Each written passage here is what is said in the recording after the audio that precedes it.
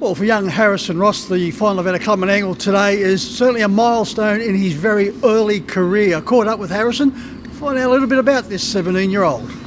Well, Harrison, good to catch up with you. Your first visit to Club Menangle as a driver. You're competing in the final event. How's the nerves? A little bit nervous, first time around Menangle, but yeah, it'll be good fun. Tough competitive track. Yeah, pretty competitive from what I've heard. You wouldn't be used to driving on a track of this size. No, nothing like this. Used to the small 800 metre tracks.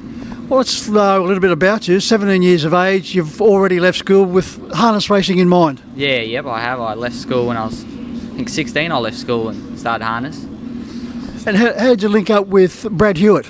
I was just sort of saying, I just started doing after school. I met him there, and I just started, giving him a hand in the afternoons at the stables and stuff. And I wasn't much good at school, so he asked if I wanted to come and work for him full time. So I started that when I was 16. And how long did you spend with Brad? I was probably there for 6 months, and then I moved over to Tasmania. Actually, I worked for Ben Yale. Well, that was certainly a wonderful experience. How many horses would Ben have at any one time in work? When I was there, just before I left, there was 130 horses in work. Yeah. You must have an enormous establishment because most of the fields in Tasmania these days are dominated by Yale runners. Yeah, no, it's pretty hard to find a race that he doesn't have 4 or 5 in these days. And no doubt you're virtually working from noon to dusk. Yeah, well, they're all day working. Yeah, they're long hours. So after you left Ben, in fact, you drove your first and only winner in Tasmania, but it wasn't for Ben, which is quite remarkable. No, it wasn't. It was for Christy Butler. It was in a junior drivers race, actually.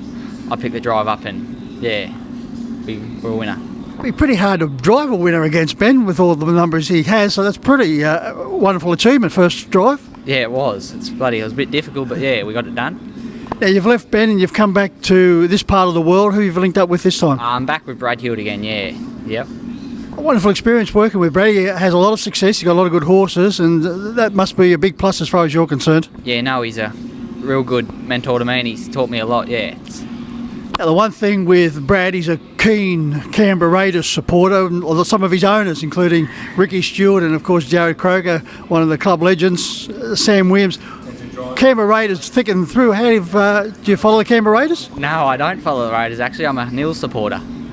Well, after Monday's performance against the Bulldogs, I think you might have to think about that and join Brad as far as not only the horses, but his rugby league too. Yeah, no, he's been trying to convince me for a little bit to get to the Raiders, but I don't know if I'll be able to bring myself around to it.